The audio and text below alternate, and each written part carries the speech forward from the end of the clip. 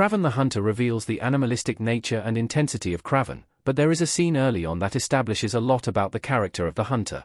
Kraven the Hunter stands out as the first entry to feature Aaron Taylor Johnson as the titular villain from the Sony Spider-Man universe.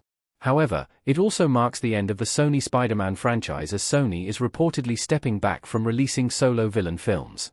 Regardless, Kraven the Hunter does include some interesting and intense scenes as it sets up this powerful character with a surprisingly rich backstory. It alters the comic book origins in many ways, and creates interesting dynamics that do not exist in the comics, but it does make for an intriguing story as the SSU swan song.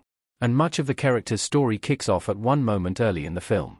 Young Kraven's decision not to shoot the lion shapes his whole character. Sergei makes a connection with the lion. When young Sergei is brought on a hunting trip with his father after the death of his mother, he comes face to face with a huge lion.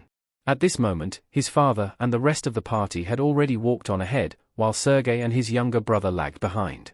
Sergei stands in front of his brother in an effort to protect him, as he raises a shotgun and aims at the majestic animal. However, he stands there for a long time, face to face with the lion, and never pulls the trigger. This indicates that, even at this young age, Kraven had a connection with animals, and that he felt some sort of kinship with them.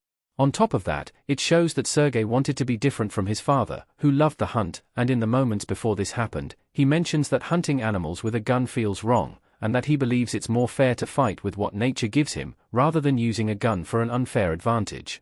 And thanks to his hesitation, his father shoots the lion, and triggers the lion attacking Sergei and killing him. So, why does Kraven accept the lion jacket at the end? Kraven becomes just like his father. After this moment, Sergei decides to cut ties with his father, and chooses to live in nature. He hones his abilities as a hunter, and he embraces the animal side of his new life. However, for a long time, he tries to live with a code and believes that he is better than his father.